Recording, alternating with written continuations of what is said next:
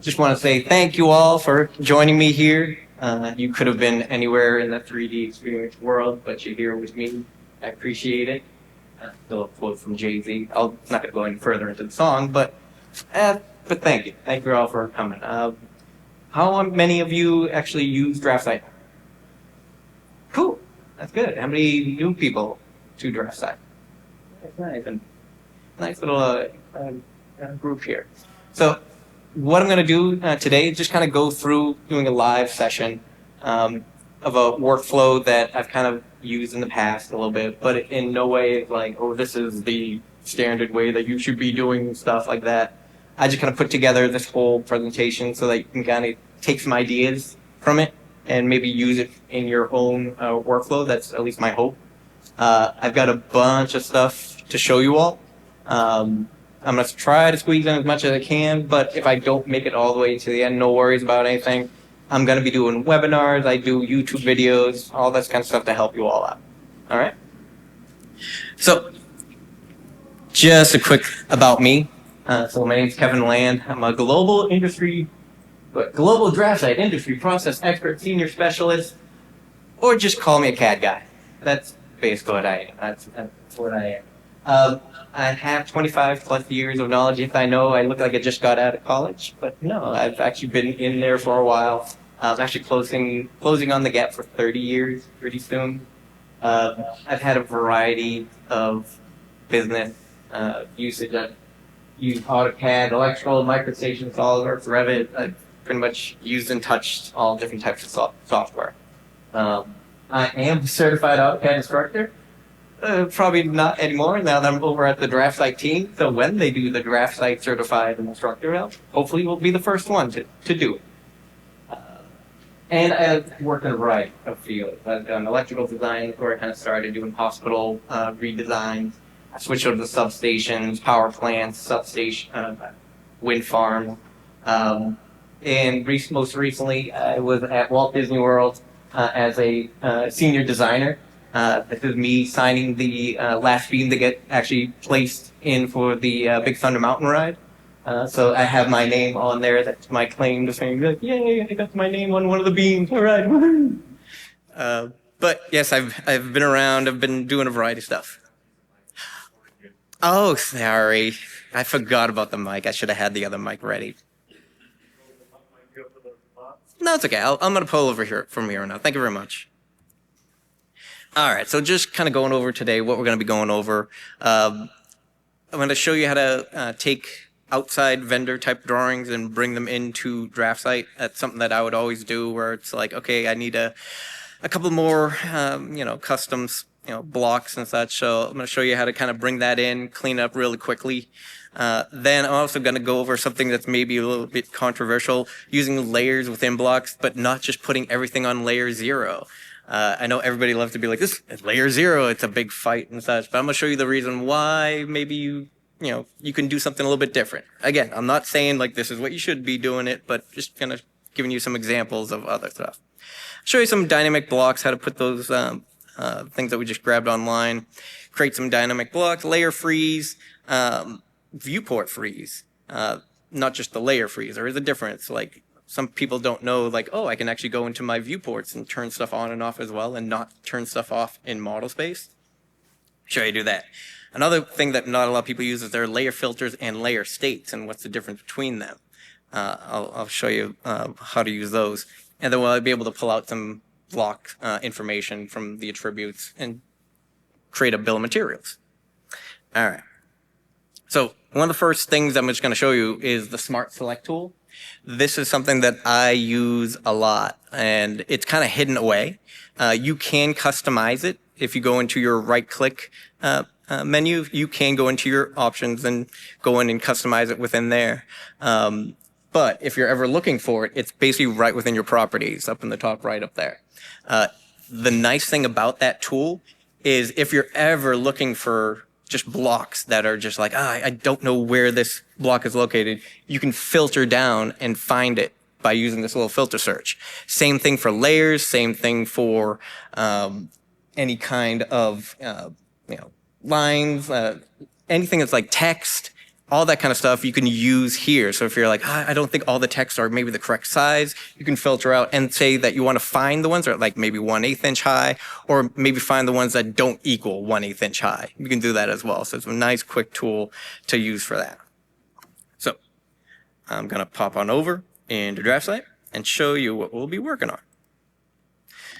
So this is the finished product here. What it is basically an electrical cabinet with some push buttons on the front. Got a little phone down here. It's all basically all dynamic blocks. I created a bill of materials, pulling all the information from here. And what I did was I have multiple tabs on the bottom. Here's my interior panel, the stuff on the inside. I didn't really fill it up, but it's basically just to give you a general idea. Terminal blocks on the bottom. You got an I/O up here, and then like a power battery up on the top here, all with a DIN rail and measurements all on the inside. I have a detail call out. Basically, it shows where all my cutouts would be for the holes on the front. And I just have a little artwork as well.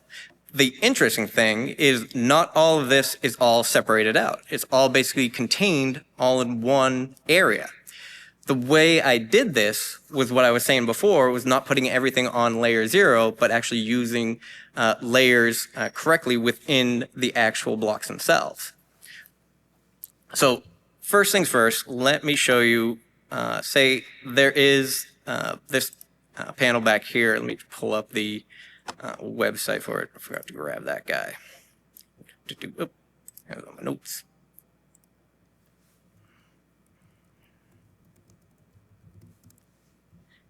So pulling this from the Hoffman website, the nice thing about this is they do have, a bunch of different, if you actually put in the numbers, a bunch of different panels here. This is where I would constantly do stuff. I'd go through and I'd find all the different wall mount panels here.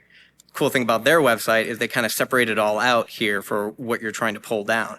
But the thing is, when you're trying to grab all this information, it might do it all differently. Like everyone has like a different layer setup. Some maybe won't show certain information and such like that. What I did notice though, when I went to resources, is pulling a DXF file actually works a lot better than some of the other listings down there. And just, again, it's one of the ways that I kind of wanted the information. You can do one that's just like, it just shows like a quick little cover on the front, and here's the body and the back. So what it pulls down is basically a DXF file. It looks like this, okay? The layers here, close out my filters there. It'll show up like this with a bunch of other layers. The thing is though, it's a lot of these layers aren't really needed. So whenever I get something like this where I'm like, all right, let me just see what I got. I'm going to pin that out just so you guys can kind of view it. First thing I do is I run a purge. I'm like, all right, I want to get rid of any unnecessary junk from this drawing here. So I'm going to purge it all out so it's nice and clean, and also run an audit as well. What audit will do is it'll look through the drawing, see if there was any bugs that were kind of hidden in there, and then I'll just hit yes to say go ahead, fix everything, clears everything, and I will keep doing that until I see down here where it says 0, 0. So all of the drawing's nice and clean now. Also notice that now I only have a couple of layers in there too to work with. So I'm like, cool. So I'm just going to get rid of some unnecessary information. I don't really need any kind of that info there, but I am just going to go through and just explode this out because I don't really necessarily need any other kind of attribute information. I think it was just a block. But what I am going to do is I've had a thing where I could blow this away or I could put it on attributes and stuff like that. But what I'll do is sometimes when I've gone and been working on drawings, I'm like, I just want this to kind of be there so I know what size it was, because sometimes I forget, maybe I don't have it in the BOM yet or something like that. So what I'll do is I'll just add in a def points layer. And what def points is it's just a layer that won't print anything. So if you're ever like, I just need this stuff, I want it here because I need it for just from reference, just toss on a deference layer. So select it, go to properties, and I'll change that from text to def points right there. And now it won't print out at all. So if I were to do a print there, it's not going to show up. So one of the reasons why I was pulling this particular drawing up is I like the hidden information here. I actually want that just in case I need to know like the exact, size of the interior or something like that, and I don't want to blow away all that kind of information. I want to kind of keep it there. So what I'll do is I'll put this actually on a separate layer. But if you've noticed in my layer manager here, there's really no space for it. There's nothing even there for hidden. So if I go into here and I say, okay, well, what is this? It's on front door. It's on the front door, but it's also on this SLD slashed kind of layer. So I was like, well, I don't want that. And it's the same thing for here. What I want is my hidden stuff onto a particular layer. But what I'm going to do is I'm going to separate them both out. I'm going to have my hidden cover and my hidden for my body. So I'll set up my layers first. And I'll just say, I'm putting my caps because I like to keep my caps. Body hid. Something like that. And then what I'll do is I'll go into my green. And I like to have my hidden stuff as gray. Hopefully that comes up really well. But also, I want to make sure that I like to keep all my layers, line styles, to kind of the ones that are in DraftSight, especially if I'm creating a block that's going to be particularly for DraftSight. I don't want any extra bits from other companies, kind of, I don't want to spread in like bad info. So what I'm going to do is I'm going to select multiple. And I'm just go down and say continuous, and they'll all just be selected continuous for now. The reason I did that is because I just wanted to get them all. So now I can go in and I can say, all right, now I want my hidden in here, my actual hidden. So I'll go in, load up my layers, and I'll pull down, and I'll find my hidden right here, and click OK.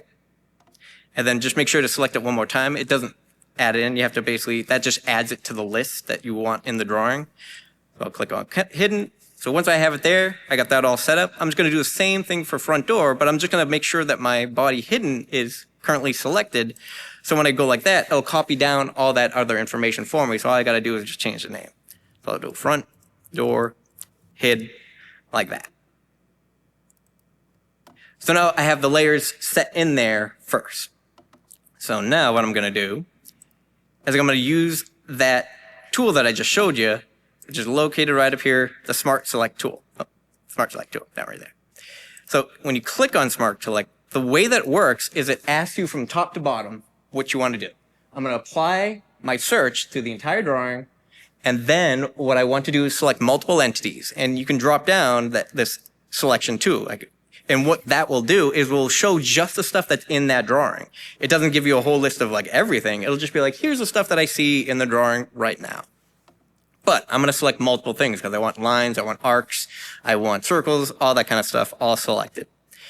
And then it's going to say, hey, well, what are you looking for? Well, what I want is first I'm going to select my cover door first. I'm going to do that one first. So I'm going to select the layer that equals the front door. And when I click OK, it'll select everything that's on the front door layer right there. The nice thing is now when I go through and I'm like, okay, well, that gets me all of my front door info. I'm going to run it again. I'm going to click on Smart Select one more time. So now you can see what it's saying at the top, apply to the current selection. So just apply and look for what I have currently selected. So you can do that as well if you just want to find just things currently selected. Now what I want to do is, okay, well, what are you looking for? I am looking for the, where is it, line style, yep. That equals, and I can't say hidden because I added hidden. I got to find that other weird one, the solid dashed, and say, okay. And so now what it does is it selects all that hidden stuff. So it's a quick way of I just need to find something. I need to filter down to all this information. It does a quick select. There is a right-click ability of selecting similar, but that will only select similar objects. This is something that will select multiple things that are on a particular layer, particular block, that kind of deal. So now once I have them selected, I can go into front door and I can say front door hid. Make sure this is also by layer, and I can see I got all of them all on that hidden layer just like that. Like I said, I'm just kind of showing you just some general tips. Hopefully you can kind of see like this might work in your workflow. So I'm going to do it one more time for the body. Click up. I'm going to select multiple things. What I want is selected on a layer. And I want everything that's on the body and click OK. And again, this can be used for stuff that I just need to find stuff text. I just need to find stuff, certain line weights that aren't correct. Great tool. So do it one more time. Current selection. I want my line style. That equals that solid dashed, and click OK. And now it selects everything on the dash layer. So now, go into body, body hid, make sure everything is by layer. And that's also by layer there too. Forgot that one as well. But that's a quick way of just kind of getting things set up. So now when I go through and I don't necessarily want to delete information, if I go into my layer manager, I can quickly say, okay, well, I don't need all the body hid stuff, and it goes away. Or I don't need anything of the hidden door, and click away. But the information is still there. So you're not necessarily deleting stuff. You're just making sure you're putting it on the correct layer, which is something that I would typically do. So now what we're going to do is once I have it all cleaned up, I'm just going to do a save as. Control, Shift, and S will bring up a save as. And what we're going to do is put it into, I have a whole folder kind of dedicated to stuff that I've downloaded. So I have a Hoffman folder. And what we're going to do is create a little block that's basically have it as cleaned. And this can be renamed to whatever you want. And I'll hit save. Yeah. And what I'm going to do now, I'm going to turn this into a dynamic block. So the way you do that is I first need to make this a block. But the thing is about dynamic blocks is they don't like to be named the same thing as their drawing name. So something to know, if you're going to have something different, these basically can't be the same name because it'll be like, oh no, it's referencing the same type of thing. So what you want to do is create a whole dynamic system of all different blocks like this. And you can place either, you can separate them out however you wish. I placed all the information all in one. All of these are all dynamic blocks. Okay? The reason why, I'll show you the reason why I'm putting them all into one big DWG file. And you can split it out however you wish. So what I'm going to do, I'm going to go back into this guy. It's all separate. I'm going to grab everything. Control Shift C. And then I'm just going to say from 0, 0. Oh, do that from 0, 0. My fingers. And I'm going to paste it into here. When you want to actually bring in a block, you just Control Shift V, and that will automatically turn it into a block for you. But it gives it a random name. So if you've ever seen this kind of stuff where it's A-C, blah, blah, blah, blah, blah, that's that. It's just someone did a Control Shift V, and they pasted it in there. But we want to be very good, so we want to rename our stuff. 2 ways you can do that. You can either type in rename, and then you can go down, click on blocks, then you can find the name this way and rename it. There's another way to do it. If I go up to here and I right-click, and there is a block structure tool right here, which will list all the blocks within your drawing. The cool thing about it is if I have blocks within blocks, it'll also list them as well. It's a nice quick way of just finding the things that you're in. When you click on it, it gives you a little preview on the bottom here. Pretty neat, huh? So how do I rename it? I can just right-click and say rename, and I can rename it to the panel name. CSD 36, 24, 12, and stainless steel. So now when I click on it and I go into my properties, there you go. The name is pretty nice little quick way of renaming a block like that. So now to turn it into a dynamic block, all I'm going to do is just double click onto it, and I'm now within the block editor. If you don't have that, double click, you can just right click and say block editor, block edit that way too. So to do dynamic blocks, what we're going to do is I'm just going to add in a linear, and also I'm going to add in a visibility state. So the visibility state, I'll add in first. Some dynamic blocks like to have some stuff kind of placed in first just because of the way that maybe it needs to move something else. So that's just something you got to be aware of when making dynamic blocks. Not just the visibility state. Visibility state will stay where it is, where you place it. So when I left click and I place this visibility state, I'll just place it down here on the bottom right here. It'll ask you, okay, how many grips do you want? I just want 1 grip for that guy. Then it asks you, okay, well, what do you want to be part of this visibility? So I'm going to select everything there. I can also do Control A. And once I do that, then you can see my visibility states becomes on right up here. So I'm going to click on visibility states, And then what I'm going to do is I'm going to rename this one to all. So basically that's going to be everything turned on. Okay? I'm going to click one more time, and I'm going to say, I just want the front. And then click one more time, I just want the side. And one more time, I'm going to say, I just want the top, like that. I'm just going to double click back up on the top to say have everything selected. And then I'm just going up to here and say, okay, this is my all state. So now I want my front state. It doesn't change anything for you. You have to actually put in what do you want. So that's where you use these guys up here. This is basically hide stuff. This one's show everything. This is basically show everything. This is just if you want to show stuff that was hidden. So what I want to do is, since I'm wanting to hide everything else from the front, I'm just going to select this guy and select this guy. And basically now, when I go here, this basically shows them all, and this shows what that state is. Like at my front, do the same thing for my side. I'm going to select, hide all this stuff away. And there we go, that's all my stuff for the side. So it's a matter of keeping that information all kind of within one block. Sometimes it's just, this will save you from trying to find the side view of whatever part that you're looking for, or the top view of whatever part. Kind of keep it all contained. It doesn't really grow the file size all that much. It really, because you still have a block, so it's still maintaining all that block information. So I've used this. It helps reduce the block library a lot. So there we go for our top. And I can go back to my all.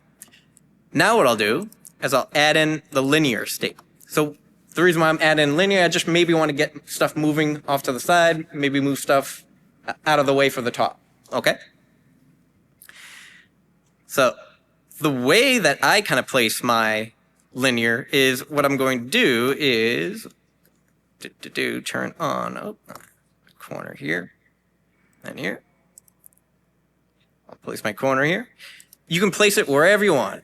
Place it on a corner, place it on the top, place it on a corner. The only thing that you need to remember when placing linear states is you don't want to do something like this where you come across and you accidentally go up like this a little bit, because that will send your block going off that way, and obviously it will increase the more distance that you go.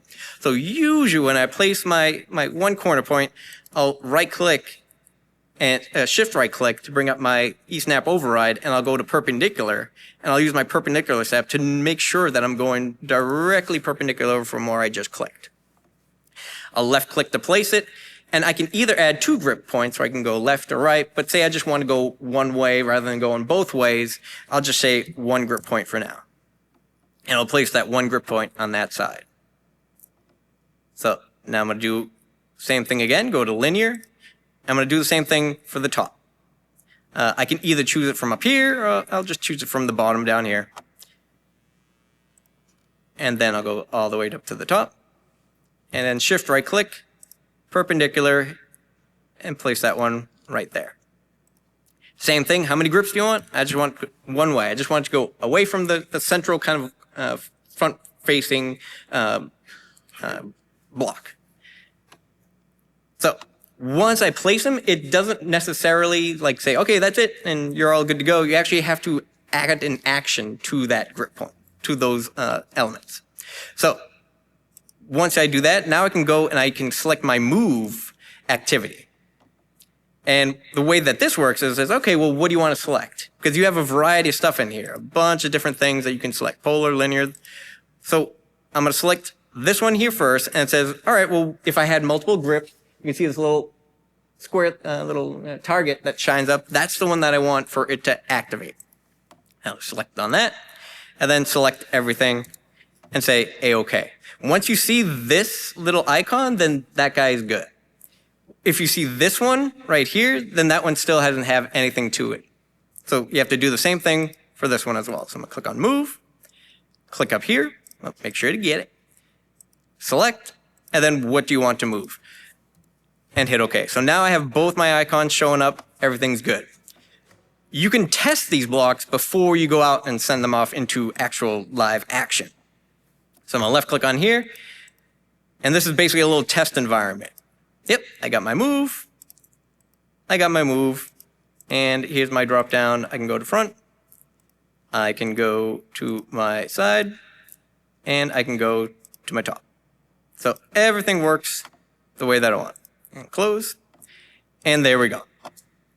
So now I'm going to close that one out and hit save. And now this one's basically good to go for my library. So the reason why I would want to do everything into here is I can create my tool palettes really quickly from here. So if I were to quick save, and you got to make sure you quick save first, it's processing, there we go. There is a tool palette that is the, not the bit navigator, not that guy. Control 2 is the shortcut for it. If you're ever looking for the design resources right here. The way that the design resources works is kind of like Explorer. If you're not familiar with it, what you can do is you find the object that you're looking for, the DWG file, downloaded parts, Hoffman. Here's my main Hoffman right here of all the parts that I have. And what I can do is just simply right click and then say, create a tool palette right from it. And it will add all those blocks right there for me. So that's why I usually place all the stuff that I'm working on and then I can just rename it to these are the Hoffman parts right here. Or I can specifically just do one section at a time. I can select the areas and say, just create this tool palette right there. But it's a nice quick way of kind of clicking and placing all your blocks all in one general location. So I'm going to say that, say I place this back in here. One of the other reasons I wanted to show you why I'm setting it up this way is because, say if I wanted something to be moved over here, I have the ability to have annotative dimensions. So if something, say these dimensions here, these push buttons, these little square push buttons needed to move, I can just hit M for move, select, oops, I grabbed too much. These ones right here. Right here. And say if I wanted to move, make sure you have your ortho or your polar tracking. Say I move that down 2, I hit PS back out, and I go into my detail. You can see it automatically adjusted as well. And also the cutouts are in there. The reason why that is because I place that on a layer to show that is a cutout within that dynamic block. So for this whole area, let me show you the layers for this guy. You can see I basically went through and just went equipment, body, push button, head. And as you can see, it does get a little bit big, but that's where layer filters come into play. We can start going, okay, well, I got a whole bunch of stuff here. Let me filter down a lot of that information because I just need to get to certain stuff. So the filters up here is this little dropout right here. This little click out right there. All right, so if you never see it, that's what this is right here. The way that it works is when you click onto your, oops, wrong one, this one, that'll create a group filter. And I'll go to that in a sec. The way that it works is you give your filter a name. Like, okay, I just want to find all the push button. Yep. Put push button, like that. Then you can start specifying, well, what are you filtering out? Just like that other tool before, what do you want to filter? Usually what you're going to do is when you have a whole layer state, you're going to filter by the actual layer. So I'm going to click on PB, right here. I can do star PB or PB star, and you can see it'll filter out the information, but it'll find everything that says PB in there. And then you can click OK. And then you can also add in more to that filter. So I can add another filter underneath. I can add another filter. So I can kind of filter down to just the information that I really need. If you are trying to, you can see that I'm on that filter right now. I can click on all, back to everything. You'll see this for XREFs as well. That you can when you click on the XREF filter, it'll filter down to your XREF as well. One thing you got to remember though is if you want it to actually happen over here as well, there's a little checkbox that you have to make sure to say apply current filter to layer toolbar right there. So once I click that, you see the little checkbox pops up, then it'll go down and filter out to that filter that you're having that you just created.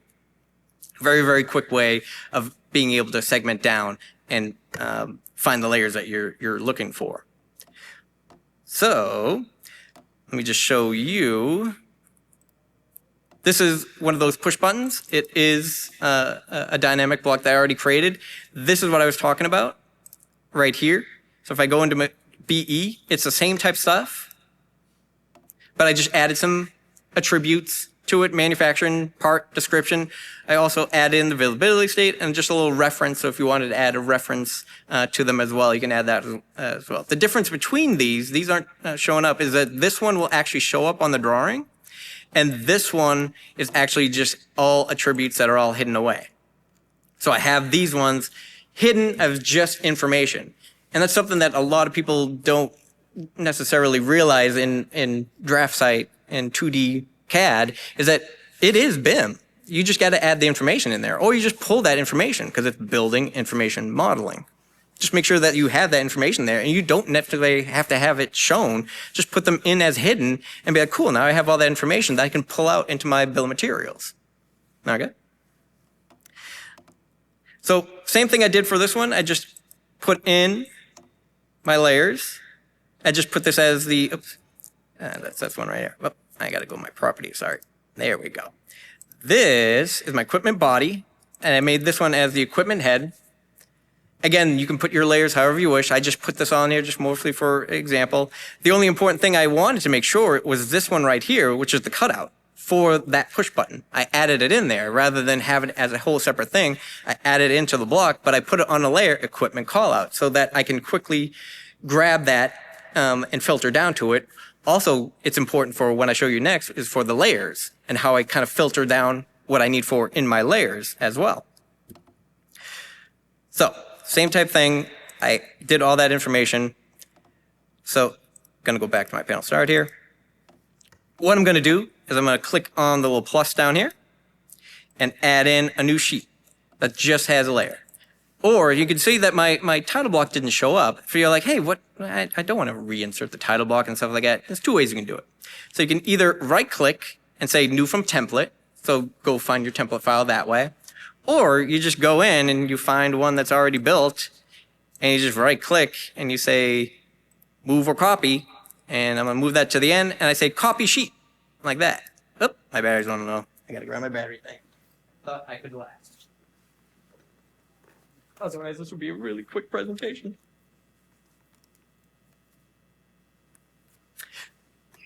I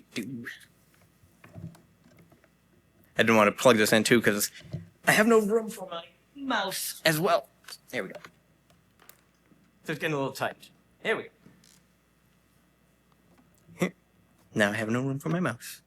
So, copy sheet. And I click OK. And what that does is it takes everything and makes an exact copy of everything. So if you ever need to copy something over, you don't want to reinsert everything, it's a great way. And you can also organize these by just clicking and dragging. You see a little drag mark there? You can click and drag and reorganize stuff. No big deal. So what I'm going to do is first I'm just going to blow this away, but I want to keep the title block.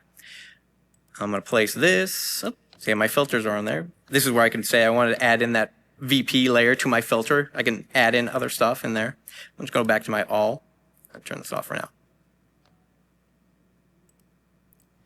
Go down to make VP. My MV is the shortcut for make view. And what I'm going to do, I'm going to create a view here, and I'm going to create a view here. And you can see everything kind of turns on, and you're like, hey, everything's on in there. Okay, so this is where that whole thing of I was talking about of using my layers, and basically I want to go through and turn off stuff in certain layers, okay? The main thing you got to remember when you're working with these layers, just make sure to double click inside the viewport, because otherwise if you start trying to go and turning stuff off, it's not going to work. You got to make sure you're inside that viewport. It's happened to me when I've just gone way, way too fast, and I'm like, what? I need to... All right, so what I'm going to do is recreate the detail ones from behind. So what I want to do is, if you're ever not sure of what is on what layer, there's a cool little tool that you can find up into your power tools right up here. This will work for your XREFs as well. If you're like, I forget what layer is on what. This one right here, get nested properties. It's located power tools right here. And what it does is, again, you got to be in your viewport, but you can just mouse over And when you left click on it, it'll say, okay, it's the layer body, it's on by layer, and the line style is SLD solid. I forgot to change the line style for that one. Obviously, I can go back and fix that one. So what I want to keep here is I want to keep my body, but I'm going to turn off my body hid, but I don't want to turn off that from here. I don't want to turn off from the sheet. I want to turn off right here. What I want to do is pan over here, and you can see there's another little one right out here at the very, very back. And what I want is to make sure that I have the right layer, and I'm going to turn off the body hid. And you can see it turned off the front. But now I'm going to start turning off. I just want to show the stuff on the inside. So I'm going to go, okay, I want to shut off the equipment body, let's see, the exterior one. And I can turn that one off. And then I'm going to turn off the PB body, PB head, all the PB stuff right here. I clicked on function. Get color. There we go. Turn off all these ones. And you can see I'm starting to filter down to the objects that I want. Now, I know what you're thinking too. You're like, Kevin, this is going to take forever. I'll show you another quick way to basically get through. You kind of do it once, and then you go ahead and you can filter down. So I'm going to get this next one right here. Dims. And let's see, where's the other one? Up, these ones I think are on the associative, so I can switch that out to a different style here. Switch it off. Let's say, we'll set it up to, there we go. When working with annotative dimensions, one of the best things to do is make sure to lock your viewports, because it's much easier to place annotated dimensions when your viewports are locked. So I'm just going to shift right click and say yes. That way when I go into here, I don't accidentally move stuff. It's another quick way of just kind of not having to go inside the model space. You just work from your viewport, add your dimensions in there, set everything up that way. And then what we're going to do is I'm going to turn off my artwork. These go away. And so I'm getting down my cutouts, almost there. And my DS text. And what's this other one right here? Let's do that good old tool. Oh, that's on layer 0. That's why it's not showing up. But actually, it is not on layer 0. Equipment body interior. There it is. Oops. Layers. There we go. Body.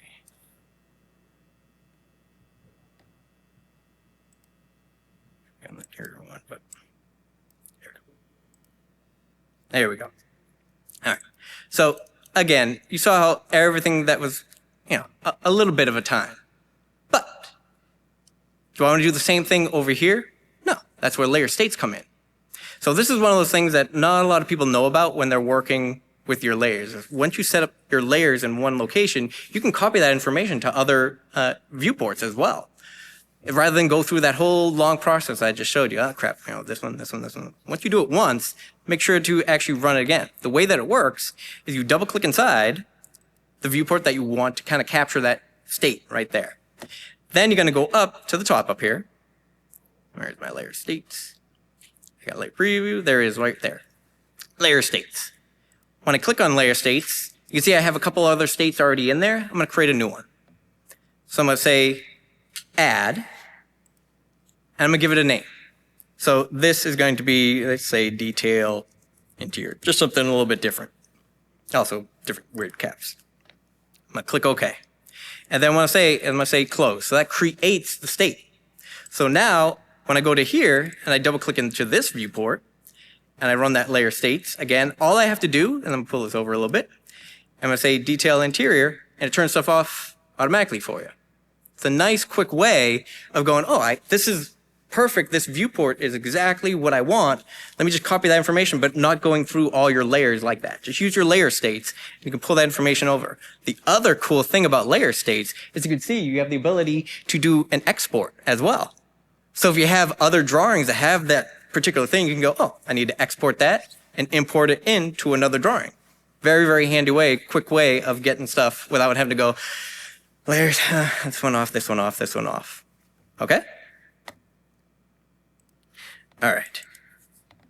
So one final thing, because I think I got like 5 minutes to go, is creating the bill of materials here. Now you saw inside all this data, I was able to put in all the attributes and stuff like that, but notice how you don't see all those other attributes in there. That was that whole point of creating this. So I could say, here's my manufacturing, description, reference, that kind of deal. So I'm gonna go over to this one right here. And what I'm gonna do is, actually I'm gonna pull it inside here. And we're gonna go over to our home. Here we go, it's under insert, data extraction. And if none of you have really used data extraction before, it's very handy. It's a great way of pulling data out. The thing I got aware of, and I came across a company who had like hundreds of these data extractions, and I was like, why? Why do you have so many data extraction, things? Because what it does is when you click on next, it asks you to save it. And what it's actually saving is not the actual connection point. It's what you're doing in this is creating a filter of what information do you want to pull out. So you can use that for multiple drawings. You don't have to, it's not connected at all to what you're doing. So I'm just going to call it right now. Let's see, I don't want to put it under C. Put it under my 3D experience world. I'll just put it right here. So I already have one in there, but I'm going to call that something different. Let's see, interior. Detail. There we go. And save. It says, okay, this is where it could. Do you want to include all the entities in the current drawings, or I can select certain things? So you can go through and go, no, I just need this little blurb right here. That's the data I want to pull out. Or you can do everything. So I'm just going to click on everything right now. Then what it does is it says, okay, step 3, what are you wanting to pull? And it will list all the information within there, all the blocks and the non-blocks kind of thing. And you're like, okay, well, I just want to select all the stuff that have attributes in there. And then it also says, do you want to display all types? Nah, I just want to display the blocks. So I can filter down of, okay, here's all the blocks, here's everything that's all the attributes, all the data that you want to pull out. I'll click on next. And now this is an even more of a filter. Yeah, okay, here we go. So usually what I do, since it has everything selected, is I right click up into here, this little empty box, and I say uncheck everything, because now I want to kind of start filtering the stuff that I want. Then I go over to the right side over here, and I say, I'm going to go uncheck all these guys here, and it'll filter down to just the stuff of, here's just all the stuff with the block attributes. Okay, do I want the description? I want their manufacturer, and I want maybe the part number and the reference number as well. Don't need scale, don't need title. That's pulling information from the title block. So again, it pulls out everything. Let me see what's in the custom here. This is for the distance for the DIN rail that I have there. So you can actually pull that information out as well. But the only thing is it will list every kind of one and have multiple. You just got to be aware of that one. It might be best to be able to extract that information to an Excel sheet and then kind of add them all up together if you just need, I need this length of DIN rail needed. But I can also do the visibility states as well, too, in there. So if I want just a specific visibility state, I can actually pull that information as well. I'm going to leave it as is right now. Click on next. And then it goes by count. And notice you can also select, do you want to combine identical rows? Do you want to show all the count column? Do you want to show the name? So I can say, okay, I don't want the block name. I just want the reference name or something, or the part name. And I can kind of drag this information over and be like, all right, so I want my count, my part, my description, my manufacturer, and the reference all kind of pulled out in this way. So the nice thing about that, show name column is sometimes you might name things a little weird, and then at least you have the part name is actually the part name itself. I'll click on next. And then again, you can insert it into the data extraction table, or I can output it as well to an Excel file. So you have either or you can do both. So I'm just going to do that. Gives you title, header, that kind of typical filter. And then finish. And then what it did was put it on the inside there. I got to pull that information out. No problem. I can select it, copy, paste. There it is. right there. And all this information also is draggable. So if you're like, I just need to shrink it up or grow it, you can play with the column distance like that. That is time, basically. A lot of info. Sorry, I left a 1 minute for questions, but I'm sure you got questions. I'm going to be at the DraftSight booth, and I'm also here all week. So if you guys have further questions, I'm going to be from the mic. If you guys have further questions and stuff, by all means, feel free to stop me. I'm here for you all. I want you all to make sure that you don't have problems and stuff because, like I said, I've been doing this for 25 years, and I've had problems too and had nobody to reach out to. So by all means, reach out to me, okay? This one more little slide thing. I forgot. I wanted to go back to here. This is all the slide stuff. There's me again. Here we go. Experiment. Make sure to experiment, okay? Yeah, stick to your company standards, but experiment. Some standards have been in there since like 1990s. Don't be afraid to go, hey, let's try something a little bit different. This might work better for our workflow, okay? Use your layers. Don't go 1, 2, 3, 4, 5, red, blue, green. Use your layers. You can filter them out much better in your viewports. You just saw that. Use block and extract that data. Put that information into that block and pull that information out so it benefits you all. Okay? Okay, everybody. Thank you very much. Thank you. Again, I'll be here all week.